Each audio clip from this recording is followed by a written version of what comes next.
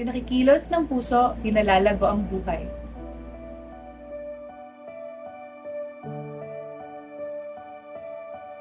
I'm Sevi Sevilla. I'm 21 years old. Ako si Angela Panagsagan or Angie na lang. 22 years old and currently working sa Center for Women's Resources. Angat Buhay is a non-government organization wherein ang aim namin is magkaroon ng isang largest voluntary network kung saan nagtatap kami from different areas para mag-empower ng different Filipinos to empower their own and develop their own communities. So yung center ay isa siyang women's institution na itinatag nung kalagitnaan nung martial law. Oo. So 1982 pa yung center. And kaya siya naitatag ay dahil yung mga krisis, mga isyong kinaharap ng or kinakaharap pa rin naman ng mga kababaihan until now na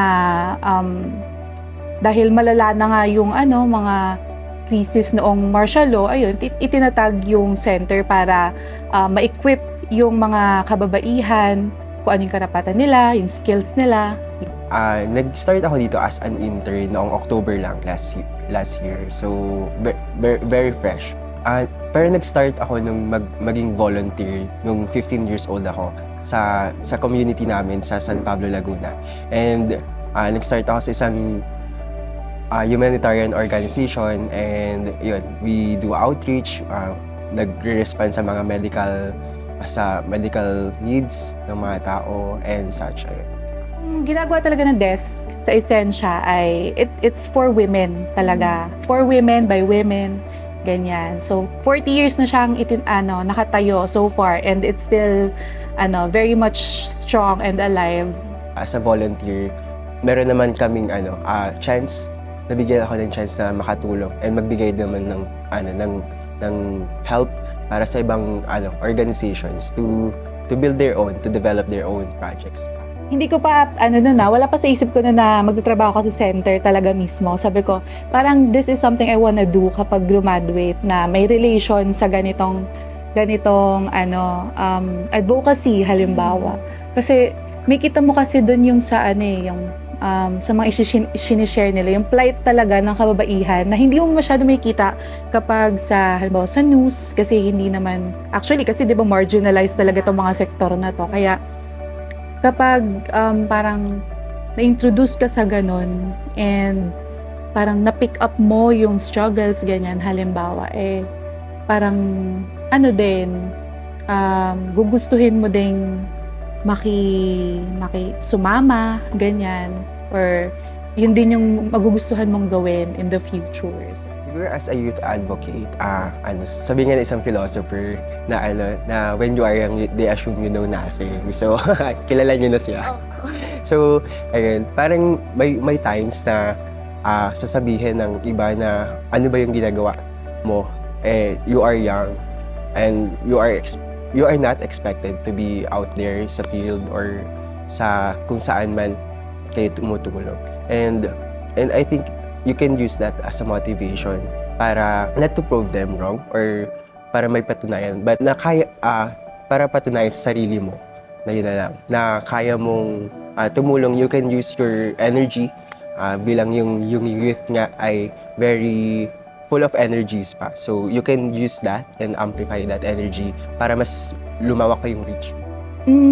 So far naman, kasi nga 'di ba nabanggit ko na talagang since grassroots women yung binibigyang serbisyo ng center, ay alam naman natin kung gaano sila ka marginalized. Araw-araw they face threat dahil sa security, sa mismong buhay nila. Siguro as a worker muna dito sa center, ay siguro yung pinaka-challenging sa akin ay kasi to be honest, dahil passionate nga ako, hindi ako masyadong nag-worry para sa sarili ko. Mas nag-worry ako sa kanila dahil yung kinakaharap nilang mga issue. Kasi pag ka talaga, pag nakakasalamuha mo na sila, mas maririnig mo yung mga kwento. Mapapaisip ka kung paano nila kinakaharap yung pang-araw-araw nilang buhay, sa kalagitnaan ng ganito administrasyon, halimbawa. Yung pag-volunteer kasi, kailangan mo magbigay ng effort, ng time, and that for me, hindi siya magagawa ng kahit na sino, ng walang privilege. So, feeling ko, ayun, kung ano yung magstay sa akin, that is privilege. Pero, kailangan niyang masabi, kailangan niyang, na ma-acknowledge. Mas naging mas naging mulat sa iba't ibang perspektibo na bukod sa kung ano yung alam ko as estudyante, as karaniwang estudyante, mag-aaral, ganyan, karaniwang kababaihan na parang naka-close lang yung perspektibo sa bahay at school at sa yung mga alam ko sa politika and sa social issues. Pero kasi kapag lumubog ka na, nakisalamuha ka doon sa community, sa mga kababaihan, mas lalawak yung perspektibo mo talaga at mas mapapalalim mo yung pag-unawa mo sa kung ano yung nangyayari sa lipunan. Personally, oo. Kasi since bawal nga lumabas, pero meron pa ring initiatives sa amin noon kung saan nagkaroon ng isang organization pero parang online-based and yung mga projects namin more on webinars, nag-adapt pa rin siya. Pero parang ang hirap kasi niyang sabihin na volunteer. Pero hindi pa rin natin i-diminish kung paano yung efforts na naganap. In any way, talaga sa women's movement, tayo dyan? Yun yung personal advocacy ko na marami tayong ma-reach na kababaihan na halimbawa at mahatid yung mga messages and advocacy mismo ng center at ma-equip sila ng necessary skills para mapabuti din yung kalagayan nila. Yung message ko para sa youth siguro magpatuloy kung nasaan ka man ngayon, and kapag nagpatuloy ka, you are allowing yourself to grow more, to reach kung saan man yung personal space mo, and pwedeng makita natin na you're seeing yourself na bigger picture na mas malayo na yung nararating.